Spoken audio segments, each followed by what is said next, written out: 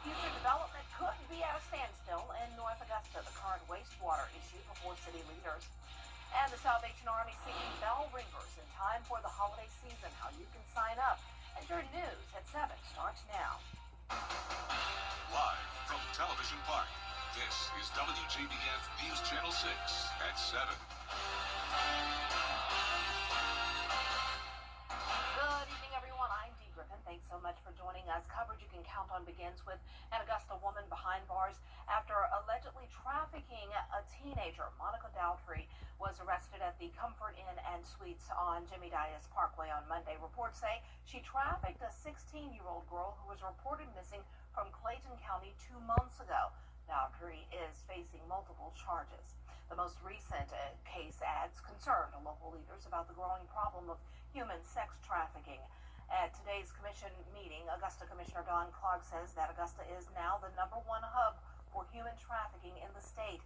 Data from the FBI shows there's been more than 200 victims in Georgia over the last 5 years, with the majority of victims ranging from 10 to 19 years old. Interviews if there is some investigation, and they will talk about like going into a hotel with someone, and that's how those things kind of happen. But like there's also a lot of youth recruitment, so if they happen to meet each other, I know they've met each other in different facilities, and they're like, hey, if you ever need a way out, make some money, join me in Augusta and we'll do this thing. Child Enrichment says the best prevention starts in the home, but it takes extra community support to ensure everyone is safe. If you do suspect human trafficking, you are encouraged to contact the FBI's hotline. The proposed data center project in Columbia County has sparked a lot of discussion and concerns from the community. The Columbia County Board of Commissioners released a statement Tuesday addressing those concerns, including the spread of false information and accusations of criminal misconduct. We spoke to some who live near the proposed site in Appling, and they say they are worried it will ruin the peaceful rural community that they enjoy. We're fortunate to be retired, and we're retired out here, and we've been out here a long time. We came out here because of the peace and quiet and the tranquility and the peace that brings. County leaders say the project remains in the planning phase and is far from a done deal. We have the full statement from Commission Chair Doug Duncan on WJBF.com, and we'll have the full story tonight at 11. Well, it's time for first a look at the weather. The full story with that was beautiful. Beautiful day. Yep. Beautiful day, beautiful week, beautiful month, really. It's been so nice so far this month, and you can see on our Terry Lambert Hyundai Skyview cam, clear skies for us as the sun has now set. And the cold front is off the coast. We have high pressure back in control. That's bringing us some breezy winds today. But the almanac for today shows that we had a low of 46, a high of 77. So overall, pretty close to average. But we're going to be below average tomorrow, all thanks to that cold front that pushed through. Mid to upper 60s in a few places at 70 right now, like Evans, Louisville, Bamberg, Millen, you're at 71 still. Wrightsville at 71 as well. And upper 60s there in Edgefield and Washington. Dew points are in the 30s. Dry air has moved in thanks to that northwest breeze. Sustained winds only up to around 10 miles per hour. The gusts up to around 15. Earlier, we had gusts up to around 25. So the winds are already starting to settle down. And once the winds become calm tomorrow, it will get chilly down to the 40-degree mark. More details on your forecast coming up. But back to you, Dee. All right, thanks so much. We'll see you in a few minutes. North Augusta's rapid growth may soon hit a limit, but not because of land or funding, but because of sewer space. Aiken Bureau Chief Sean Cabbage-Talk explains. North Augusta is running out of sewer capacity. Developers could get turned away as early as next fall. If it was a credit card and you took it all the way almost to the limit and you didn't have money to pay it back, in this case, we don't know where we're going to get any more storage from. It's a major issue. North Augusta's growth is rapid, but the sewer system is nearly full. The Horse Creek plant can only handle about 2,500 more homes. What happens if we run over capacity? Does that cause sewage to start backing up in our homes and businesses? Nothing has been put before the city council at this point. The planned $60 million plant expansion could take far longer than expected. The contract doesn't start until late 2026. It could turn into 4 or 5, 6 years, depending on what issues they come upon as they're doing it, and that's worrisome. City leaders say developers could face higher impact fees to cover wastewater and public safety costs. But I think the city council is going to have to consider future moratoriums, so we're just not turning people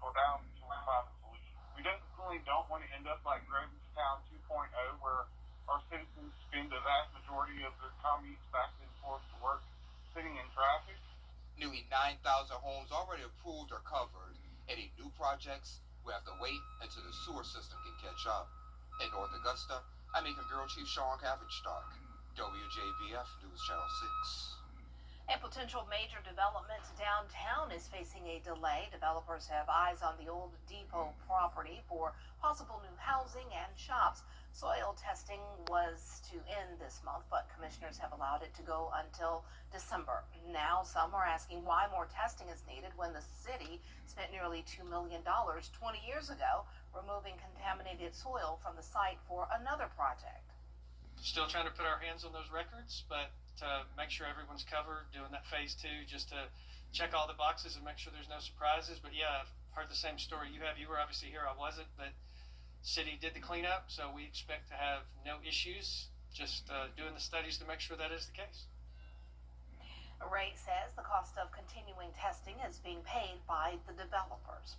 Well, it's almost that time of year again when the Salvation Army Red Kettle bell ringers are out collecting donations. The organization is now looking for volunteers, but they're also hiring bell ringers. Kim Vickers reports. You know the holidays are here when the sound of a bell ringing as you walk into a store fills the air. The Salvation Army is now looking for people to ring those bells.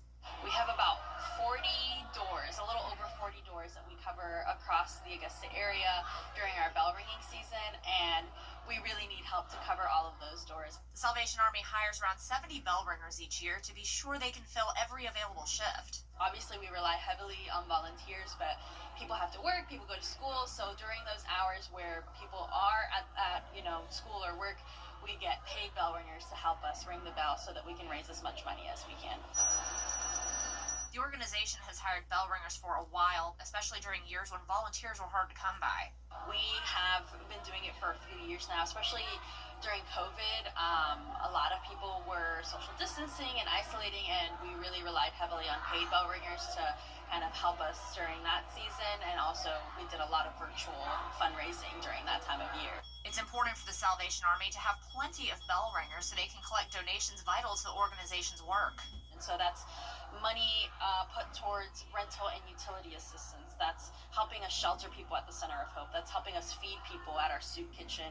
Even with clothing and hygiene products and things of that nature, that helps us to make sure that those programs are funded so that when people need us come the summer months, we have enough money to kind of fund whatever it is that they need.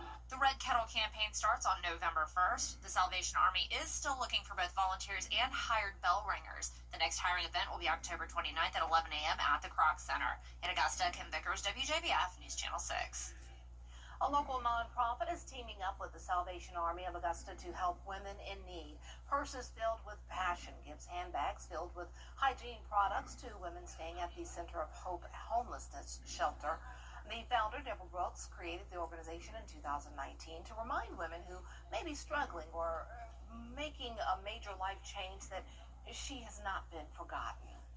I saw other organizations doing something similar, and I said, hey, let me come up with something. What about purses filled with passion? I'm passionate about helping others, loving on people. Everything that you see here today, the purses, everything, they're donated. Sometimes people send money, and I go out and I make purchases of different items, and I put it into the bags for the ladies.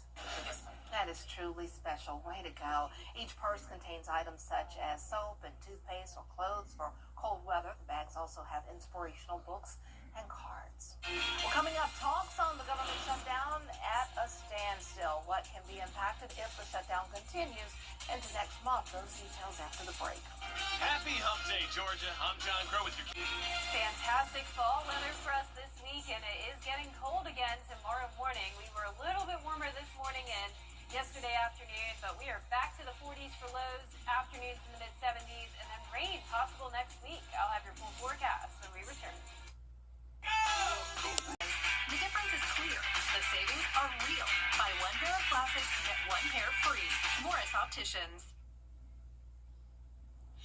Now, your most accurate forecast with WJBF Live 5 for 6. Welcome back. Look at this beautiful sunset. What pretty colors we're seeing this evening on our Terry Lambert Hyundai Skyview Cam in Emmanuel County and pretty much across the entire CSRA. We're sitting at 69 degrees. A west wind is coming in at 7 miles per hour. The sunset was at 6:46.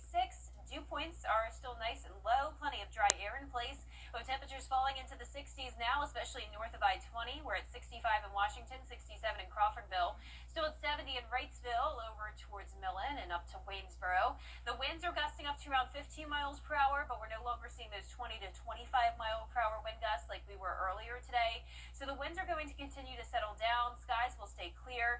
There's the cold front continuing to push offshore, and high pressure is moving closer and closer. Once that high pressure becomes settled over the CSRA, we will have very calm winds tomorrow, including tomorrow morning. And whenever we have calm winds and clear skies and these low dew points, that's when we have radiational cooling, and that's when temperatures drop pretty suddenly and significantly down to the low 40s, and then we'll see mid-70s in the afternoon. So pretty consistent with how it was today, as with those high temperatures. And lows are going to stay in the 40s over the next several days to come. We will see a big change, though, with the highs. So we're staying in the 70s for now, but then I'm expecting several days next week to only top off in the 60s, really giving us a taste of even late fall-like air, so definitely below normal for this time of the year.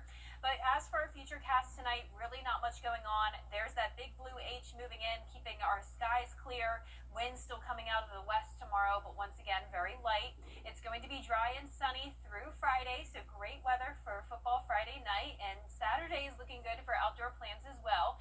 Now, we are going to see more cloud cover move in on Saturday, and it's all ahead of this low pressure system. We have a warm front, and that will be followed by a cold front coming in, and that will bring us some rain chances next week. So as that warm front gets closer to us, I'm expecting a 40% chance of rain on Monday. Then rain chances decrease a little bit Tuesday and Wednesday, and then we'll have another chance of it on Thursday due to a cold front passage, and that's what will drop those highs into the mid-60s. Here's the latest on the tropics. We're still watching Melissa. Winds are at 50 miles per hour. This is not good news for the Caribbean. It is expected to become a major hurricane all the way up to a Category 4. And not only that, but it is just sitting over the same area for such a long period of time, all the way through Monday. This is going to be an issue for places like Jamaica, up towards Cuba, the Cayman Islands. We will continue to watch this very closely, but as of now, we are not expecting any impacts here in the United States from Melissa. That 10-day forecast is showing rain chances Sunday through next Thursday, but drying out with sunshine just in time for Halloween next Friday. Back to you, Dee. All right, Jenna, thanks so much. Coming up, ice raids and protests creating chaos in multiple cities. We'll have the latest when we return.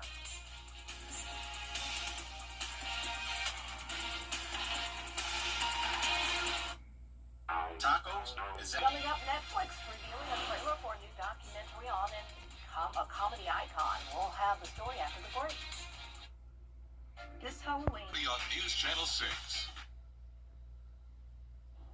the comedian behind some of the most iconic movies and stand-up routines is telling his story in a new Netflix documentary. Take a look. I've done so many different types of things.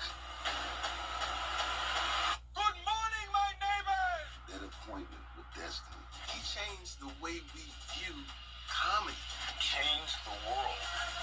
Not just American culture, he changed the world. Yeah, I guess so, yeah. Oh, I cannot wait. Being Eddie takes you on the behind the scenes of Eddie Murphy's legacy. Joining Murphy in the documentary are comedians like Dave Chappelle, Jamie Foxx, Kevin Hart, and so many more great comedians. The documentary starts streaming on Netflix November 12th. Y'all know what I'll be doing. I'll be watching that. Oh, yeah, it's going to be great. I'll have to check that out, too. Did we see Jerry Seinfeld there as well? Wow. Awesome. I love that. Yeah, and there's Arsenio Hall. Oh, my goodness. The Crumps, one of my favorite. Hercules. Oh, my goodness. He has had such a long career and made a big difference. I mean, I still remember Beverly Hills Cops, you know? Yeah. I mean, he's come a long way. Eddie. Awesome. from Raw. I remember sneaking as a little girl, and my parents would be watching the Eddie Murphy, you know, on TV, and I would be on the floor in the hall looking and listening. And Richard Pryor, the same thing. I'm listening to all the dirty words. I'm like, ooh, yeah, they didn't like that. But yeah. Well, that's going to be fun to watch in mid-November. Well, our forecast is showing those chilly temperatures tonight down to 40 in Augusta. Highs tomorrow up to 77 in Augusta, 76 in Aiken. 10-day forecast showing 70s sticking around over the next few days with sunny skies. 20% chance of rain on Sunday, 30% on Monday, Tuesday, and Wednesday. Back to sunshine on Halloween. Perfect. All right. Thanks so much. And thank you for joining us. The next news continues at 11. Have a good night.